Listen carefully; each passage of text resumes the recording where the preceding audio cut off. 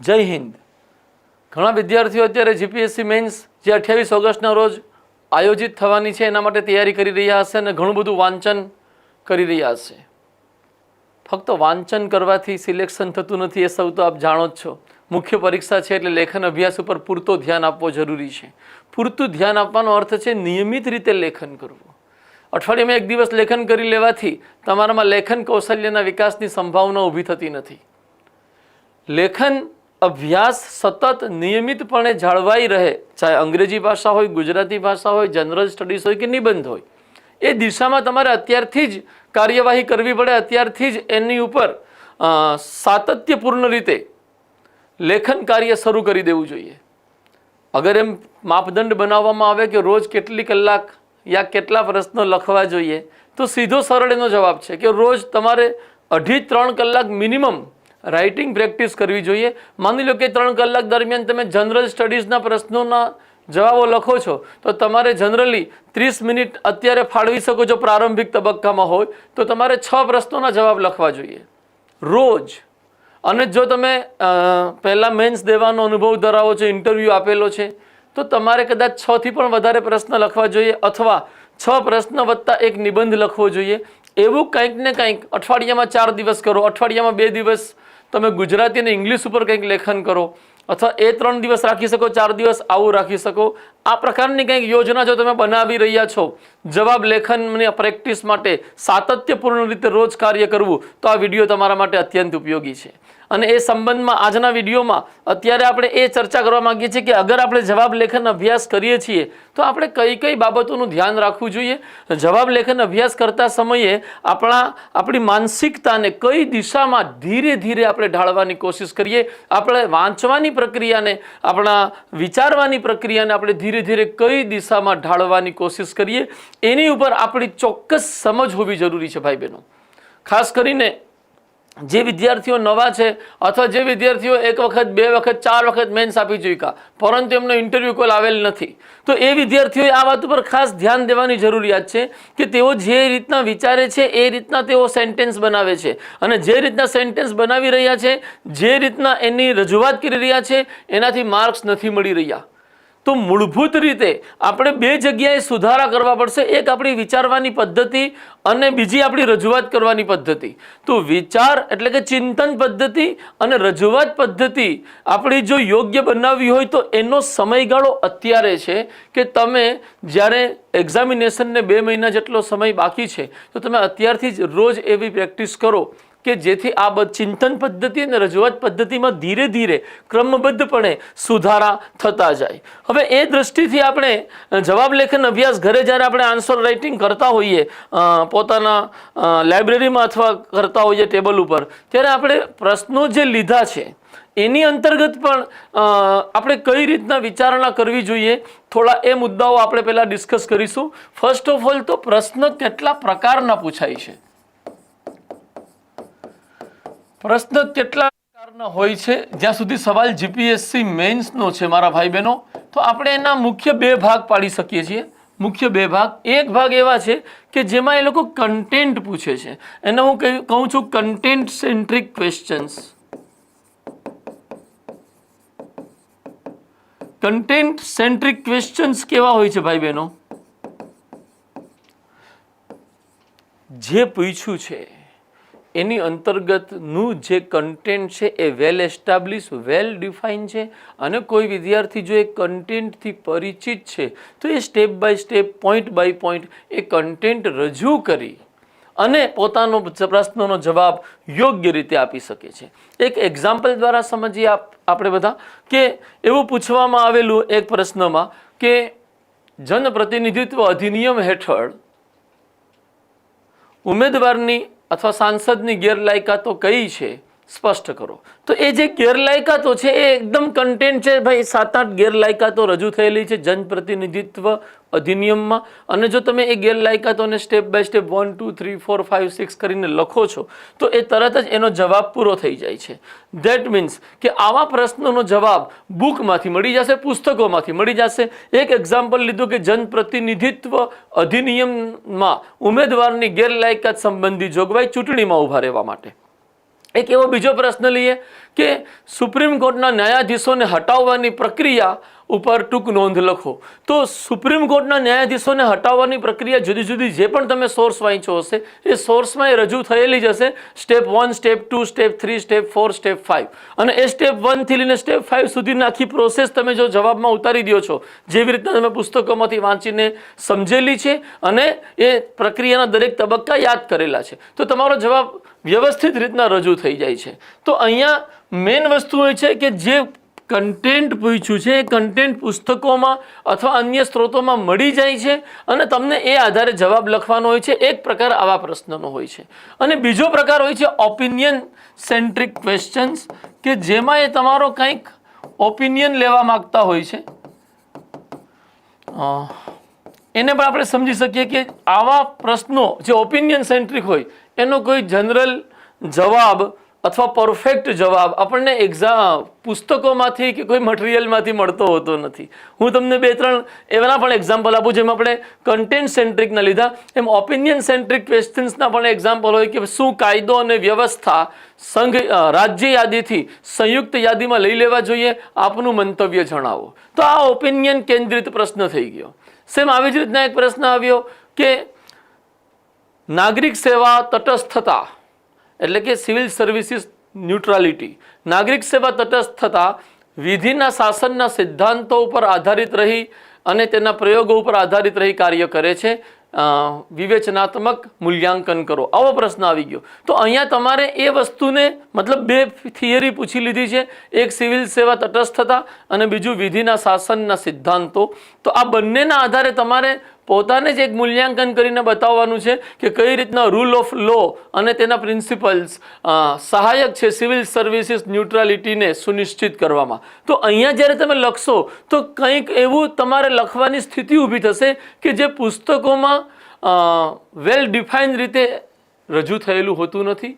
અહીંયા તમારે તમારા વિચાર પર કંઈક જોડવા પડશે, કંઈક પુસ્તકનું હશે, કંઈક કરંટ અફેર્સની કોઈ ઘટનાનું હશે અને કંઈક એ બંનેને વાંચ્યા પછી તમારો કંઈક વિચાર બન્યો હશે. એ ત્રણેય ભેગું થાય અને એનાથી તમારા આ ઓપિનિયન બેઝ ક્વેશ્ચનમાં કે લો એન્ડ ઓર્ડરને રાજ્ય યાદીથી સંયુક્ત યાદીમાં લેવો જોઈએ કે નહીં, એને લઈને તમારો કંઈક ઓપિનિયન તૈયાર થશે. હવે કોઈ વિદ્યાર્થી એવો છે જેણે સંઘ અને રાજ્ય વચ્ચે સત્તાની વહેંચણી બહુ સરસ રીતે તૈયાર કરેલી છે. એને એ ખબર છે કે જે સંયુક્ત યાદી શું છે, એના કયા 52 વિષયો છે, એને એ ખબર છે કે રાજ્ય યાદીના કયા વિષયો છે, સંઘ યાદીના કયા વિષયો છે. ભાઈ બહેનો, એ ખબર હોવી એ પ્રિલિમિનરીમાં ઉપયોગી છે, પરંતુ એ ખબર હોવાના આધારે મુખ્ય પરીક્ષામાં આપણે એ મંતવ્ય વ્યાજબી દલીલો સાથે રજૂ કરવું કે રાજ્ય યાદીથી સંયુક્ત યાદીમાં કાયદો અને વ્યવસ્થા જેવા વિષયને લેવો જોઈએ કે ન લેવો જોઈએ. અહીંયા તમારા ઓપિનિયન, એ ઓપિનિયનની પાછળના તર્ક અને દલીલનું નિર્ણાયક મહત્વ હોય છે માર્ક્સના નિર્ધારણમાં. તો મેં વિદ્યાર્થીઓનો જે મારો અનુભવ છે એમાં મેં જોયું કે જે વિદ્યાર્થીઓ બહુ વાંચ કરે છે, બહુ જ અભ્યાસમાં રસ હોય છે, સારું એવું reading, broad reading, deep reading એ લોકો ધરાવે છે, એ કન્ટેન્ટ સેન્ટ્રિક ક્વેશ્ચનમાં કંઈક અંશે સારા હોય છે. બટ ઓપિનિયન સેન્ટ્રિક ક્વેશ્ચન્સમાં એ લોકો ધીરે ધીરે એવી સ્થિતિમાં મુકાઈ જતા હોય છે કે પ્રશ્નમાં કંઈક પૂછ્યું હોય છે, જવાબમાં કંઈક ઓર જ લખ્યું હોય છે. ઇવન કે ઓપિનિયન બેઝ ક્વેશ્ચનની અંતર્ગત વિદ્યાર્થીઓ પ્રશ્ન સમજવામાં પણ માર ખાઈ જતા હોય છે. અનેક વિદ્યાર્થીઓના એવા અનુભવો રહ્યા. તો અહીંયા જ્યારે આપણે આન્સર રાઇટિંગ પ્રેક્ટિસ કરવા બેઠીએ કે ઘરે બેસીને જવાબ લખી રહ્યા છીએ, સોર્સ ઓફ ક્વેશ્ચન કોઈ પણ હોઈ શકે, જીપીએસસીના પાછલા વર્ષોના જવાબ આપણે લખી શકીએ, અથવા કોઈ સંસ્થા છે જેમ કે અમારી માનસ એકેડમીની સંસ્થા દ્વારા પણ આવા પ્રશ્નો રજૂ થતા હોય છે. તો અમારી સંસ્થા દ્વારા જે પ્રશ્નો રજૂ થાય છે એના પણ તમે જવાબ લખવા બેસી શકો. અન્ય કોઈ વેબસાઇટ, અન્ય કોઈ ક્લાસીસના પણ પ્રશ્નો રજૂ થતા હોય તો તેના જવાબ પણ તમે લખવા બેસી શકો. પરંતુ જ્યારે તમે હવે જવાબ લખવા બેસો ભાઈ બહેનો, ત્યારે પહેલું ધ્યાન એ લેશો કે તમારા ઓપિનિયનને આમાં ઇમ્પોર્ટન્સ અપાયું છે કે પ્રશ્નમાં જે પૂછાયું છે એ ફક્ત કન્ટેન્ટ જો યાદ છે તો લખી શકાય એમ છે. તો અહીંયાથી તમારા પ્રેક્ટિસના મુખ્ય 2 ભાગ પડી જશે કે એક હું ઓપિનિયન સેન્ટ્રિક ક્વેશ્ચન્સના આન્સર રાઇટિંગની પ્રેક્ટિસ કરી રહ્યો છું અને બીજું કન્ટેન્ટ સેન્ટ્રિક ક્વેશ્ચન્સની આન્સર રાઇટિંગ પ્રેક્ટિસ કરી રહ્યો છું. તો જ્યારે તમે કન્ટેન્ટ રાઇટિંગ, કન્ટેન્ટ સેન્ટ્રિક ક્વેશ્ચનમાં પ્રેક્ટિસ કરશો ભાઈ બહેનો, તો હું એવું માનું છું કે 50, 60, 70 પ્રશ્નો લખ્યા પછી તમને આમાં કોન્ફિડન્સ આવી જશે કે ભાઈ નોલેજ છે આપણી પાસે, ઇન્ફોર્મેશન છે, તો આ જવાબ સરસ રીતે લખી શકાય છે. બટ આ પ્રશ્નમાં 50-60થી પણ વધારે પ્રશ્નોની પ્રેક્ટિસ તમારે કરવી પડશે, કારણ કે આ પ્રશ્નોનો જવાબ હકીકતમાં વસ્તુઓને યાદ રાખી લેવી, માહિતીઓને સમજીને યાદ રાખી લેવી સુધી જ સીમિત નથી. એ માહિતીનું વિશ્લેષણ કરી, એ વિશ્લેષણના આધારે શું યોગ્ય શું અયોગ્ય એનું વિભાજન કરી, અને એ વિભાજન પછી તમે તર્ક, ઉદાહરણ અને ફેક્ટ સાથે જ્યારે તમે તમારા વિચારો ઘડો છો અને એ વિચારોને યોગ્ય રીતે રજૂ કરો છો, ત્યારે તમે ઓપિનિયન આધારિત પ્રશ્નોના જવાબમાં સફળ બનો છો. તો ભાઈ બહેનો, અહીંયાથી જ ઓપિનિયન સેન્ટ્રિક ક્વેશ્ચન્સની પ્રેક્ટિસ ઉપર વધારે ભાર આપવો અને કન્ટેન્ટ સેન્ટ્રિક ક્વેશ્ચન્સની પ્રેક્ટિસ ઉપર ઓછો ભાર આપવો, એવો એક તારણ આપણે લઈ શકીએ કે ભાઈ 10 પ્રશ્ન આપણે લખી રહ્યા છીએ તો કમસે કમ 6-7 પ્રશ્ન ઓપિનિયન સેન્ટ્રિક ક્વેશ્ચન્સ હોવા જોઈએ, એની પ્રેક્ટિસ કરવી જોઈએ આન્સર રાઇટિંગમાં, અને કમસે કમ અને 10માંથી 3 થી 4 પ્રશ્ન કન્ટેન્ટ સેન્ટ્રિકની પ્રેક્ટિસ કરવી જોઈએ. હું આને સંપૂર્ણપણે અવગણી દેવું જોઈએ એવો મત રજૂ નથી કરતો, એટલે એવું કોઈ તારણ ના લેતા. હવે આપણે બીજો સ્ટેપ સમજીએ કે પ્રશ્નો કેટલા પ્રકારના હોય છે. એના મુખ્ય 2 પ્રકાર પાડ્યા પછી આપણે એક નવો મુદ્દો લઈ શકીએ કે જે પ્રશ્ન આવે છે સામે, એ પ્રશ્નમાં જે પૂછાયું હોય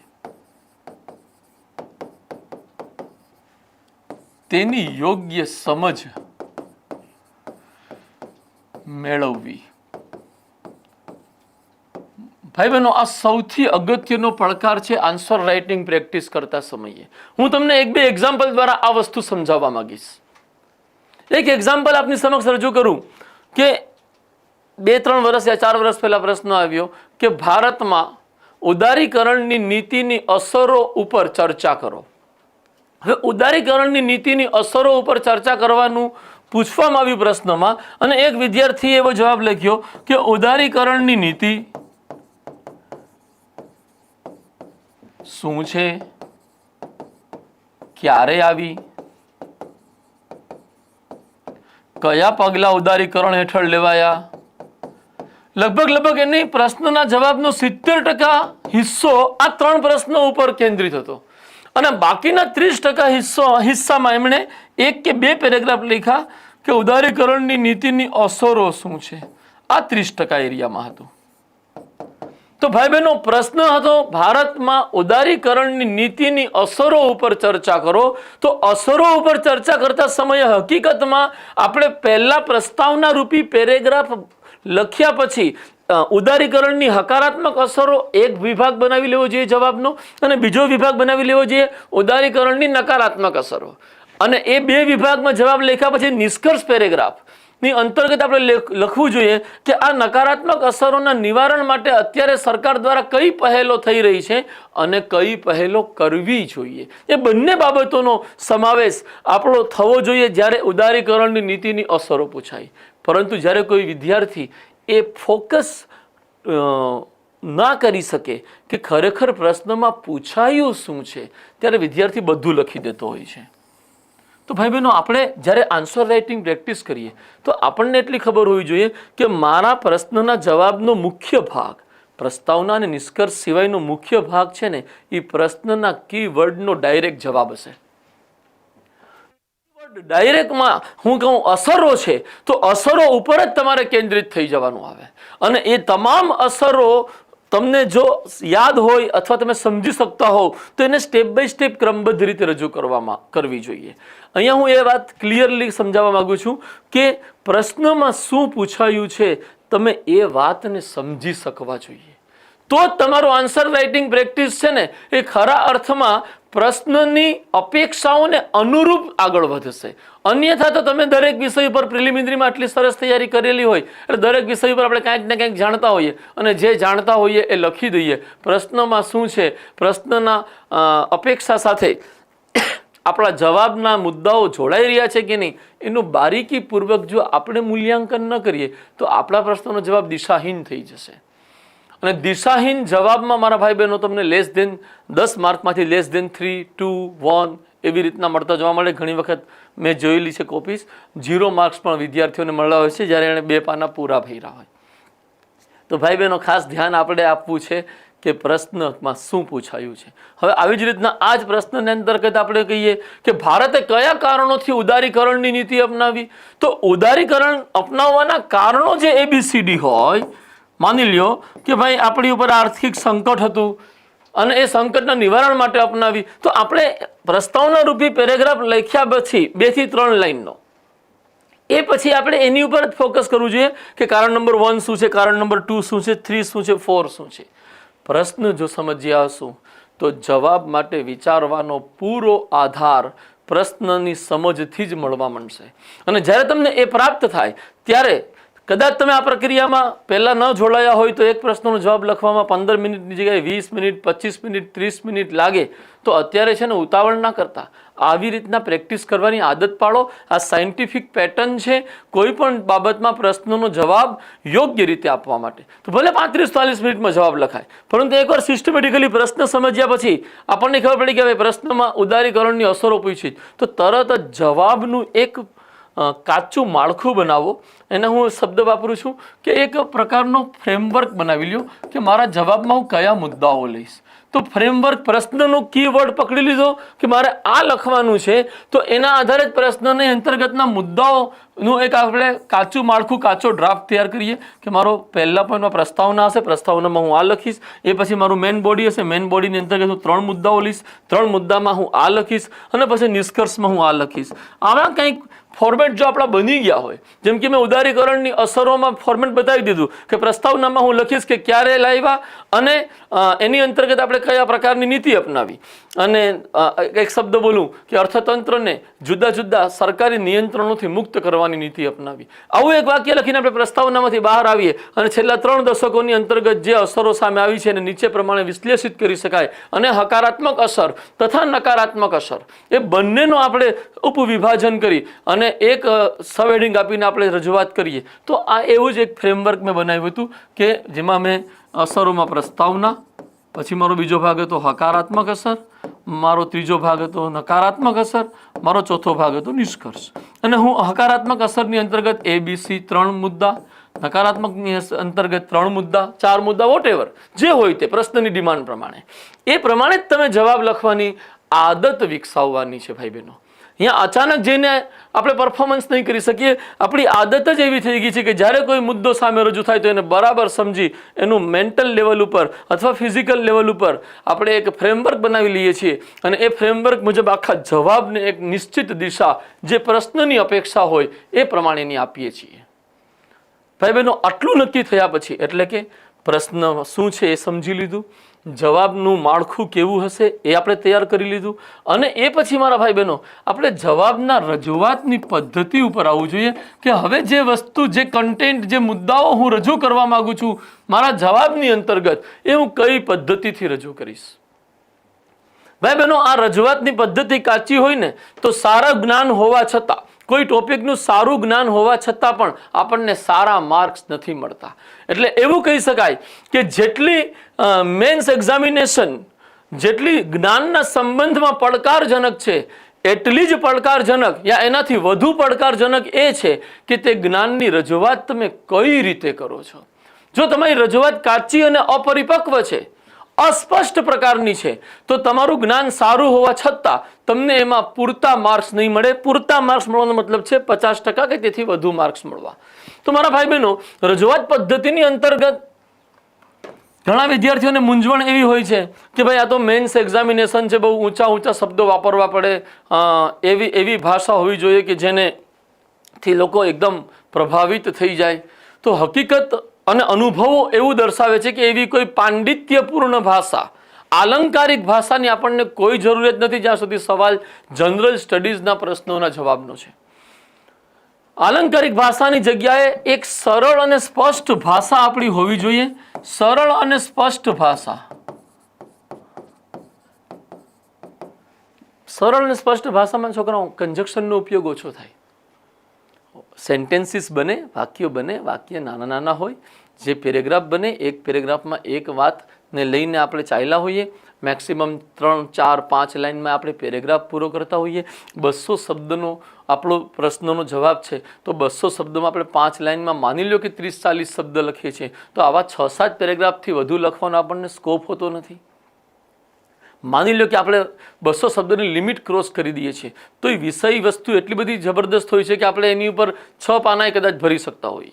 તો આવી સ્થિતિમાં મારા ભાઈ બહેનો એક વાત ધ્યાનમાં રાખવાની કે 200 પ્રશ્નોનો જવાબ જ્યારે લખી રહ્યા છીએ, જો મારી આ વાતને નિબંધ ઉપર કે ગુજરાતી ઇંગ્લિશમાં લાગુ નહીં કરતા, હું GSની વાત કરી રહ્યો છું, જ્યારે આપણે 200 શબ્દનો પ્રશ્ન લખી રહ્યા છીએ તો આપણી કોશિશ હોવી જોઈએ કે દરેક સેન્ટેન્સ સ્પષ્ટ અને સરળ હશે અને એ યથાશક્ય મધ્યમ આકારનું, મધ્યમ કદનું હશે. આમ લાંબુ ને લાંબુ અલ્પવિરામ કરીને કન્જક્શન એટલે સંયોજકો જોડીને આપણે લાંબા સેન્ટેન્સીસ બનાવવા નથી. બહુ સીધી વાત તમને કરું, નથી બનાવવા. અને 3 થી 5 પેરેગ્રાફ 3 થી 5 લાઇનનો એક પેરેગ્રાફ થાય ઓન એન એવરેજ, કોઈ અપવાદ સ્વરૂપ 6 લાઇન થઈ જાય તો મારો વિરોધ નથી, પણ એક એવરેજ પકડીને ચાલો કે નાના પેરેગ્રાફમાં નાની વાતો સ્પષ્ટ રૂપે એક પેરેગ્રાફ એક વાત રજૂ થઈ હોય. જે પરીક્ષક છે એના માટે પણ સિસ્ટમેટિક વેમાં એ ચેકિંગ કરવું આસાન બનશે. તો સરળ અને સ્પષ્ટ ભાષા આપણો પહેલો ડાયમેન્શન હોય છે. બીજો ડાયમેન્શન છે વ્યાકરણ શુદ્ધિ. હવે ઘણા લોકો એવું માને છે કે ભાઈ જનરલ સ્ટડીઝમાં વ્યાકરણ શુદ્ધિની પરવા કરવાની જરૂર નથી. તો પછી શું વ્યાકરણ શુદ્ધિનો કોઈ માપદંડ બનાવી શકાય? મારો જવાબ છે કે જો તમે ગુજરાતીના પેપરમાં વ્યાકરણ શુદ્ધિનો ખ્યાલ રાખો છો તો એ તમારો સ્વભાવ ન બની જવો જોઈએ. અને શું તમે અશુદ્ધ વ્યાકરણ લખો, વ્યાકરણની તમે કચાશ રાખો તો એવી કચાશ રહી જાય કે જેનાથી વાક્યનો અર્થ બદલાઈ જાય તો શું માર્ક્સ મળશે? ઘણા લોકો જોડણીની શુદ્ધતાને લઈને બહુ ચિંતિત જોવા મળતા હોય છે કે અમારે જોડણી અમારાથી ખોટી લખાઈ ગઈ તો ગુજરાતીમાં તો જોડણી ખોટી લખશો તો માર્ક કપાવવાના છે ને ભાઈ. તો ગુજરાતીના પેપરમાં સ્પેલિંગ ખોટો, જોડણી ખોટી લખે તો માર્ક કપાય, અંગ્રેજીના પેપરમાં સ્પેલિંગ ખોટો લખ્યો તો માર્ક કપાય. તો આપણે તો ભાઈ બહેનો એવી પ્રેક્ટિસ જ કરવાની છે ને કે આપણે વ્યાકરણ, જોડણી, વિરામ ચિહ્ન આ બધાનો યોગ્ય રીતે ઉપયોગ કરતા શીખીએ. ગુજરાતીના પેપર માટે શીખવું છે એ જ વસ્તુ જે ગુજરાતીમાં શીખાય ને જનરલ સ્ટડીઝમાં એપ્લાય કરવું છે. તે છતાં હું એ વાતનો સ્વીકાર કરીશ કે ગુજરાતીના પેપરમાં વ્યાકરણ શુદ્ધિને લઈને જેટલી સતર્કતા, જેટલી કોન્શિયસનેસ દર્શાવવામાં આવે છે એટલી કોન્શિયસનેસ જનરલ સ્ટડીઝમાં કદાચ દર્શાવવામાં ન આવતી હોય, બની શકે. હું એનો ઇનકાર કરતો નથી, પરંતુ ભાઈ બહેનો આપણી કોશિશ એ રહેશે કે વિરામ ચિહ્ન, જોડણી, વાક્ય રચના એ બધી આપણે એવી રીતના શીખવાની કોશિશ કરીએ કે જેનાથી આપણે ફોર્મલ રાઇટિંગ કરી રહ્યા છીએ એવો મેસેજ સુસ્થાપિત થાય. હું જો ઇન્ફોર્મલ કન્વર્ઝેશન, ઇન્ફોર્મલ કમ્યુનિકેશન આપણે આપણા ફ્રેન્ડ સર્કલમાં ચાની દુકાને યા કોઈ પણ જગ્યાએ ભેગા થાય, લાઇબ્રેરીના બહારના વિસ્તારમાં, તો આપણે ઇન્ફોર્મલ કોમ્યુનિકેશન કરતા હોઈએ છીએ. પાંડિત્યપૂર્ણ જે કમ્યુનિકેશન હોય છે, બહુ ઊંચા અલંકારિક શબ્દો, તો એ મુશાયરામાં તમે જાઓ કે કવિ સંમેલનમાં જાઓ તો અહીંયા તમને જોવા મળતું હોય છે. અહીંયા ન આપણે ચાના દુકાને છીએ, ન આપણે કોઈ કવિ સંમેલનમાં છીએ. અહીંયા આપણે ક્યાં છીએ? આપણે એક રાજ્ય વ્યવસ્થાની અંતર્ગત વહીવટી તંત્રમાં સામેલ થવા માટેની સ્પર્ધાત્મક પરીક્ષાના પેપરમાં છીએ. અને એ વાત આપણને એ બતાવે છે કે જ્યારે પણ વહીવટી તંત્રની વાત આવશે તો કાયદાકીય સુસ્પષ્ટતા, ભાષાઈ સુસ્પષ્ટતા માપદંડ બનશે. અને એ લેંગ્વેજ ન ઇન્ફોર્મલ હશે ચાની દુકાન જેવી, ન કવિ સંમેલન જેવી પાંડિત્યપૂર્ણ હશે. એ એક ઔપચારિક, ફોર્મલ, વિનમ્રતાપૂર્ણ ભાષા હશે. અને આપણે એવી રીતના લખતા શીખવું છે ભાઈ બહેનો. એને ગોખીને આ જઈને તમે લખી શકવાના નથી. કોલેજમાં યા સ્કૂલિંગ દરમિયાન તમે ઘણું બધું ગોખીને લખ્યું છે. એ પદ્ધતિ જીપીએસસીમાં કન્ટેન્ટ સેન્ટ્રિક ક્વેશ્ચનમાં કદાચ ઉપયોગી થઈ શકે, પરંતુ એ પદ્ધતિ ઓપિનિયન સેન્ટ્રિક ક્વેશ્ચનમાં સંભવિત થવાની નથી ભાઈ બહેનો. તમે સમજી શકતા હશો હું જે સમજાવવા માંગુ છું કે વ્યાકરણ શુદ્ધિનું જ્યાં સુધી તાત્પર્ય છે, આપણે વિરામ ચિહ્ન અને વાક્ય રચના ને લઈને આપણે વ્યાકરણના સિદ્ધાંતોનું અતિક્રમણ નહીં કરીએ, ઉલ્લંઘન નહીં કરીએ. કદાચ એકાદ બે જોડણીથી તમારામાં ભૂલથી મિસ્ટેકથી થઈ ગઈ હશે તો એ કદાચ ક્ષમાપાત્ર બની શકે. બનશે એવો દાવો નથી કરતો, બની શકે. બટ ઓવર કોન્શિયસ થવાની વાત નથી કરતો, બટ હું એટલું કોન્શિયસ થવાની વાત કરું છું વ્યાકરણ શુદ્ધિને લઈને કે તમે જે ભાષા દ્વારા જે વાત રજૂ કરવા માગો છો એ વાત એ રીતે જ સમજાય એટલી વ્યાકરણ શુદ્ધિ આપણી પાસે હોવી જરૂરી છે. વિદ્યાર્થીઓમાં એક ઓર પ્રશ્ન વારંવાર ઊભો થતો હોય છે કે 200 શબ્દની જે મર્યાદા છે એ ક્રોસ કરવી કે ના કરવી. ભાઈ બહેનો, જે વસ્તુ 200 શબ્દની મર્યાદા માટે કહેવામાં આવેલી છે ત્યાં જ લખેલું છે લગભગ 200 શબ્દ. તો લગભગ 200 શબ્દ તમને મર્યાદાનું અતિક્રમણ કરવાની છૂટ આપી દે છે, પરંતુ પેજની અંતર્ગત જવાબ લખવાનો છે એ એક એવી મર્યાદા છે જેને આપણે સ્થાન મર્યાદા કહી શકીએ. તો આ સ્થાન મર્યાદાનો ધ્યાન રાખી તમે તમારો જવાબ પરિપૂર્ણતા સાથે આપી શકો. જે પૂછ્યું છે એ પૂછેલી બાબતની ન્યાયપૂર્ણ અને વ્યાજબી રજૂઆત થાય, તાર્કિક રજૂઆત થાય એ પ્રકારે તમે 200 શબ્દની લિમિટને 2 પેજની મર્યાદામાં ક્રોસ પણ કરી શકો છો, એને તમે અતિક્રમણ પણ કરી શકો છો. ભાઈ બહેનો, એવી જ રીતના એક ઓર મૂંઝવણ હોય છે વિદ્યાર્થી ભાઈ બહેનોમાં જ્યારે એ લોકો રાઇટિંગ પ્રેક્ટિસ કરતા હોય કે શું પોઈન્ટ હેડિંગ આપવા જોઈએ.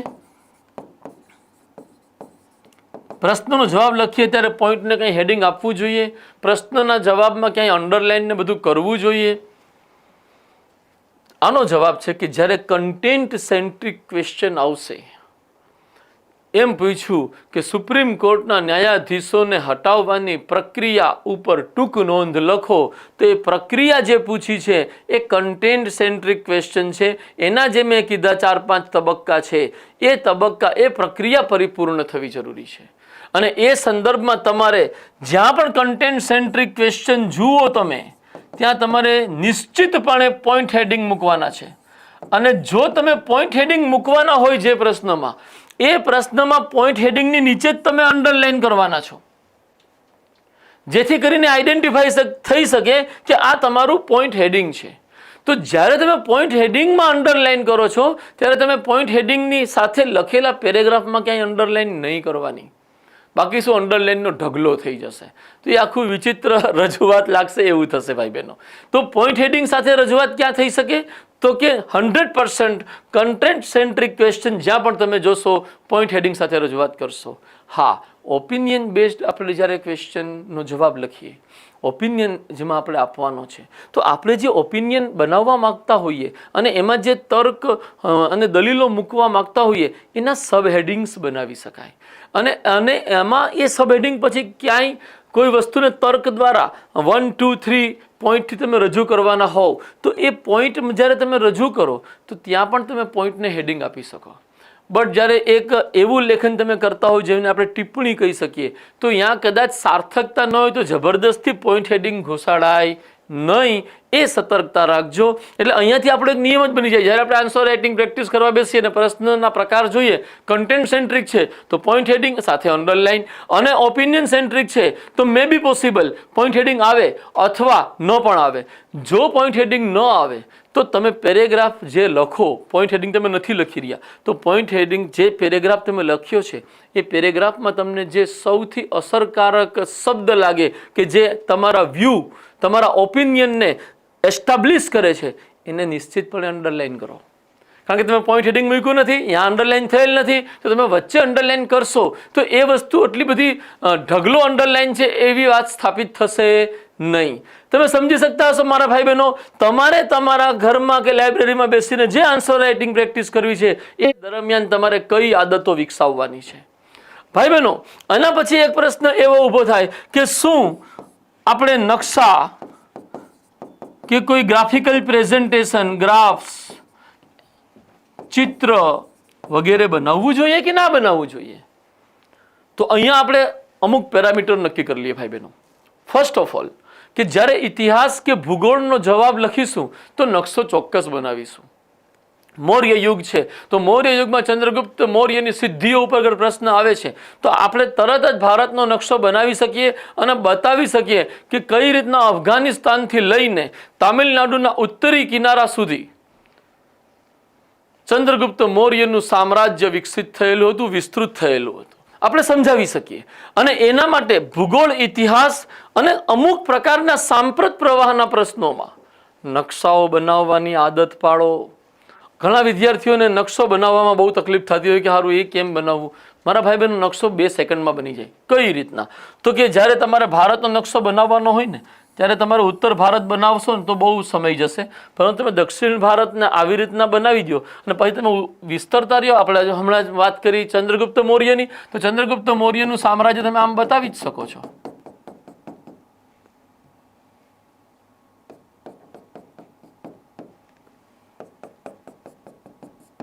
આવી રીતે બતાવી જ શકો છો. 1 સેકન્ડ 2 સેકન્ડમાં નકશો તૈયાર થઈ જાય. સેમ આવી જ રીતના જ્યારે ગુજરાત બનાવો છો તો તમે ગુજરાતને ખાલી કચ્છનો અખાત ને ખંભાતના અખાતથી ડિફાઇન કરી દો. તમે હવે એ વસ્તુને અહીંયાથી તમે જોડવાની કોશિશ કરશો તો અહીંયા મૂંઝાઈ જશો. એ નથી કરવું. ફક્ત ને ફક્ત આપણે ગુજરાતની અંતર્ગત આપણે કચ્છનો અખાત, ખંભાતનો અખાત બતાવી, સૌરાષ્ટ્ર, કચ્છ, ઉત્તર ગુજરાત, મધ્ય ગુજરાત, દક્ષિણ ગુજરાત બતાવી શકીએ છીએ. તો સીધો આપણો નિષ્કર્ષ છે કે ઇતિહાસ, ભૂગોળ, સાંપ્રત પ્રવાહના કેટલાક પ્રશ્નોમાં નકશા બનાવીશું. ઇકોનોમિક્સનો જ્યાં સવાલ આવે ત્યાં આપણે જ્યાં રિલેવન્ટ ડેટા હોય, બધી જગ્યાએ ડેટા મૂકવાનો કોઈ અર્થ નથી, જ્યાં ડેટાનું કંઈ રિલેવન્સ છે. ફોર એક્ઝામ્પલ કે જીડીપી, કોરોના મહામારી દરમિયાન ભારતમાં જીડીપીના વલણો ઉપર ચર્ચા કરો તો નિશ્ચિતપણે અહીંયા ડેટાનું મહત્વ છે કે એપ્રિલથી જૂનનું ક્વાર્ટર 2020માં જે હતું -23% જીડીપી ગ્રોથ રેટ હતો. તો એ વસ્તુને આપણે એક ગ્રાફ દ્વારા એ આંકડાઓની રજૂઆત કરવી જોઈએ. તો ઇકોનોમીના પ્રશ્નમાં એ વસ્તુ વેલ એસ્ટાબ્લિશ થઈ છે. ભાઈ બહેનો, બીજી વાત કે આપણે ચિત્ર બનાવવા જોઈએ, યસ બનાવવા જોઈએ. ફોર એક્ઝામ્પલ સાયન્સ એન્ડ ટેકનોલોજીનો કોઈ ટોપિક છે અથવા કલ્ચરનો કોઈ ટોપિક છે તો જેમાં ચિત્રોની સાર્થકતા સામે આવે કે માની લો જ્યારે તમે ઇન્ટરનેટ ઓફ થિંગ્સ ઉપર કોઈ પ્રશ્નનો જવાબ લખી રહ્યા છો યા તમે ટેલિકમ્યુનિકેશન સિસ્ટમ ઉપર કોઈ પ્રશ્નનો જવાબ લખી રહ્યા છો તો તમે બિલકુલ બતાવી શકો કે આ એક ટ્રાન્સમીટર છે, આ એક ટ્રાન્સમિશન ચેનલ છે અને આ રિસીવર છે.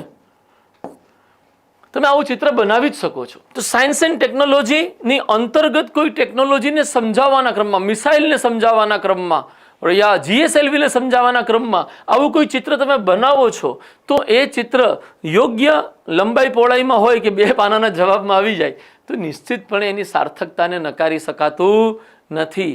તો તમે ફર્સ્ટ ઓફ ઓલ જ્યારે કોઈ ગ્રાફિકલ પ્રેઝન્ટેશન યા મેપ બનાવીને પ્રેઝન્ટેશન કરવા માગો છો તો તમે જુઓ એનું રિલેવન્સ શું છે. એ તમારા પ્રશ્નના જવાબને વધુ સ્પષ્ટ બનાવવામાં સહાયક હોય તો એડિશન કરો.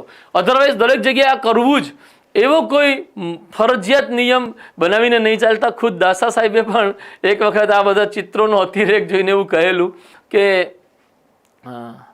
આ બધા ચિત્રો બનાવવાનો શું અર્થ છે, આટલા બધા ચિત્રો શું કામ બનાવો છો? એવી કોઈક વિચાર મને વિદ્યાર્થીએ કીધેલું કે મને કે ખુદ દાસા સાહેબ આવું કહી રહ્યા છે. યસ, ઇરરિલેવન્ટ તમે કાંઈ પણ કરશો, જે સાર્થક નથી એવું કાંઈ પણ કરશો તો એ નિશ્ચિતપણે નકારાત્મક અસર છોડવાનું છે. કમસે કમ એવું કહીશ, હકારાત્મક અસર તો નહીં જ છોડે.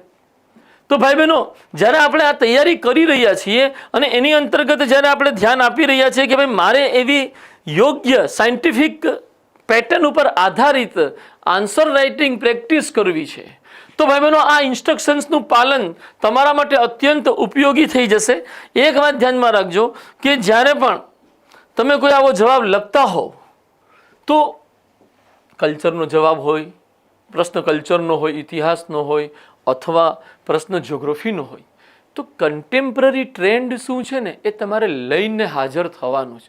તો એ બની શકે કે એ પ્રશ્નનું કેન્દ્રબિંદુ ના હોય પરંતુ પ્રશ્નના જવાબના છેવાડે આપણે એનો કન્ટેમ્પરરી ટ્રેન્ડ લખવાનો. ફોર એક્ઝામ્પલ ભવાઈ ઉપર આપણે લખી રહ્યા હોઈએ તો ભવાઈ ઉપર કન્ટેમ્પરરી ટ્રેન્ડ શું છે એની ઉપર આપણે ફોકસ કરવું જોઈએ. ગુજરાતી ચલચિત્રો ઉપર લખી રહ્યા છીએ તો કે ભાઈ ગુજરાતી ચલચિત્રોમાં કન્ટેમ્પરરી ટ્રેન્ડ આપણે લખ્યું હોય 70 વર્ષનું, છેલ્લા 100 વર્ષનું ગુજરાતી ફિલ્મનું, ચલચિત્ર જગતનું આખું વિશ્લેષણ. બટ છેલ્લે આપણે પ્રેઝન્ટલી લખી નાખવું જોઈએ કે વર્તમાન ગુજરાતી ચલચિત્રો શહેર કેન્દ્રિત દેખાય છે. સાંપ્રત ચલચિત્રોમાં જે સમસ્યાઓ રજૂ થઈ રહી છે મોટાભાગે મધ્યમ વર્ગીય સમાજને સમસ્યાઓને અભિવ્યક્તિ આપતી દેખાય છે. તો આવા 2 વાક્ય તમે લખી નાખ્યા તો એ આખું છેલ્લા 10-12 વર્ષનું જે કન્ટેમ્પરરી ટ્રેન્ડ છે, ચાલ જીવી લઈએ, તો ચાલ જીવી લઈએ પિક્ચરની અંતર્ગત જે વાતો રજૂ થઈ છે કે એક શહેરી મધ્યમ વર્ગીય જીવન કઈ રીતના વ્યસ્તતાઓની વચ્ચે જીવનના આનંદથી વિમુખ થઈ એક મશીનનું જીવન બનીને રહી ગઈ છે, એવો સંદર્ભ જ્યારે આપણે કન્ટેમ્પરરી ડાયમેન્શન સાથે રજૂઆતમાં મૂકીએ તો એ વસ્તુ કંઈક 5% 10% પોઝિટિવ ઇમ્પેક્ટ છોડી શકે છે. તમે વાંચશો તમારા માટે છૂટશે. હવે એવો પ્રશ્ન ઊભો થાય, આપણે પ્રશ્ન કઈ રીતના પ્રકારનો હોય છે એ સમજ્યા, આપણે ભાઈ બહેનો એ પણ સમજ્યા કે પ્રશ્નને સમજવો કઈ રીતે, એ પણ સમજ્યા કે પ્રશ્નનો જવાબ લખતા સમય પહેલાં આપણે એક ફ્રેમવર્ક, એક કાચું માળખું બનાવી લેવું જોઈએ. આપણે એ પણ સમજ્યા કે આપણી રજૂઆત પદ્ધતિમાં આપણે કઈ કઈ બાબતોનું ધ્યાન રાખવું જોઈએ. ભાઈ બહેનો હવે એક પ્રશ્ન ઊભો થાય કે તમે આજે જવાબ ઘરે લખશો ને ચેક કોણ કરશે? શું એનું કોઈ ચેકિંગ થઈ શકે? તો ભાઈ બહેનો દરેક તમારા જવાબનું ક્વોલિટી ચેકિંગ 2 રીતે થઈ શકે. ત્રીજી રીત હોઈ શકે, પણ હું જે 2 રીત કહું છું એ તમારા માટે કોસ્ટલેસ હશે, એની કોઈ પડતર નહીં હોય. પ્રથમ તો તમારા જ કોઈ સિનિયર વિદ્યાર્થી, કોઈ એવા વ્યક્તિ હોય જેનું તમે માર્ગદર્શન લેતા હોય, એને તમે પ્રશ્નનો જવાબ દેખાડી શકો કે હું આ રીતના લખું છું, તો મને કાંઈ ભૂલ હોય તો મને સુધારા સૂચવજો. અને નંબર 2 કે તમે પોતે જીપીએસસી યુપીએસસી ટોપર્સની આન્સર કોપીઝ બધી સોશિયલ મીડિયામાં અવેલેબલ છે, તમે જુઓ એ લોકો કઈ રીતના રાઇટિંગ કરે છે અને એ પ્રકારના જેમાં સારા માર્ક્સ એમને મળેલા છે એ પ્રકારના જવાબો તમે જુઓ. જોયા પછી તમે તમારી સેલ્ફ ઇવેલ્યુએશન સિસ્ટમ ડેવલપ કરો કે તમે પોતે જ તમારા જવાબને વાંચો અને તમે પોતે જ તમારા જવાબમાં શું સારું છે અને શું સારું નથી એને આઈડેન્ટિફાઈ કરતા શીખો. અને જ્યારે તમે 2, 5, 7 પ્રશ્નમાં કરશો તમને ખુદને ખબર પડવા મળશે કે એક બહેતરીન જવાબ કેવો હોઈ શકે. અને જ્યારે એ સેલ્ફ ઇવેલ્યુએશન સિસ્ટમ તમારા મગજની અંદર ડેવલપ થઈ ગઈ હશે તો મારા ભાઈ બહેનો નિશ્ચિત માનજો કે એનાથી એ સિસ્ટમથી તમે તમારા દરેક પ્રશ્નનું લગભગ તાર્કિક, તટસ્થ અને વ્યાજબી મૂલ્યાંકન કરી શકશો. તાર્કિક, તટસ્થ અને વ્યાજબી મૂલ્યાંકન કરી શકો એવી સ્થિતિમાં તમારે આવવું બહુ જરૂરી છે. કારણ કે તમારી પાસે તમારી ઉપર એવી જવાબદારી છે કે તમે એક્ઝામમાં જાઓ એ પહેલાં 300-400 પ્રશ્નોના પ્રેક્ટિસ કરો. તો આટલા પ્રશ્નો કોઈ ચેક નથી કરી શકવાનું. કોઈ વિદ્યાર્થી હોય વાત અલગ છે, બટ વ્યવહારિક રીતે આ બહુ કઠિન દેખાય છે. તો તમે સેલ્ફ ઇવેલ્યુએશન સિસ્ટમમાં જાઓ, એની કોઈ કોસ્ટ નથી. એક તારણ, હું ઘણા વર્ષોથી લગભગ 24-25 વર્ષોથી કોમ્પિટિટિવ ફિલ્ડમાં છું, હું એક તારણ લઉં છું કે એક સખત મહેનત કરી અને પ્રિલિમિનરી પાસ કરનારો વિદ્યાર્થી જ્યારે મેન્સની તૈયારી શરૂ કરે છે, પાછલા વર્ષોના પ્રશ્નો જોવે છે, એના ટોપર્સની આન્સર કોપીઝ જોવે છે, તો એ પોતાના વિવેકથી જ માપદંડ, ઇવેલ્યુએશન પેરામીટર્સ ડેવલપ કરી શકતો હોય છે. સાથે જ મારા ભાઈ બહેનો એ પણ ધ્યાનમાં રાખજો કે એક વસ્તુ એવી અનુભવાઈ છે મને કે જે જવાબ તમને જે પ્રશ્ન માટે સારો લાગે, તમને તમારો જવાબ જો સારો લાગે તો 90%થી વધુ શક્યતા છે કે અન્ય ચેક કરનાર વ્યક્તિને પણ, ચાહે એ જીપીએસસી પરીક્ષાના પરીક્ષક હોય, ચાહે એ કોઈ ક્લાસના ટીચર હોય, ચાહે એ કોઈ સિનિયર સ્ટુડન્ટ હોય, અન્યને પણ 90% ચાન્સ છે મોર ઓર લેસ સારો જ જવાબ લાગશે. તો જ્યારે પ્રશ્ન ઉપર ફોકસ કરી પ્રશ્નની અપેક્ષાઓને પૂરી કરતો જવાબ લખીએ છીએ ત્યારે નિશ્ચિતપણે એની અંતર્ગત આપણને 50% અથવા તેનાથી પણ વધુ માર્ક્સ જનરલ સ્ટડીઝમાં મળી જતા હોય છે. ભાઈ બહેનો, જીએસમાં આન્સર રાઇટિંગ પ્રેક્ટિસ કેમ કરવી જોઈએ એનો એક સંદર્ભ આપણે આજે સમજ્યા. આમાં કોઈને ક્યાંય પ્રશ્ન સમસ્યા હોય તો તમે અમને જણાવી શકો છો, અને કોઈને કોઈ પણ મૂંઝવણ હોય તો એ ફોન કરીને પણ અમારી સાથે વાત કરી શકે છે, મેસેજથી પણ વાત કરી શકે છે. Thank you very much. જય હિન્દ. નમસ્કાર.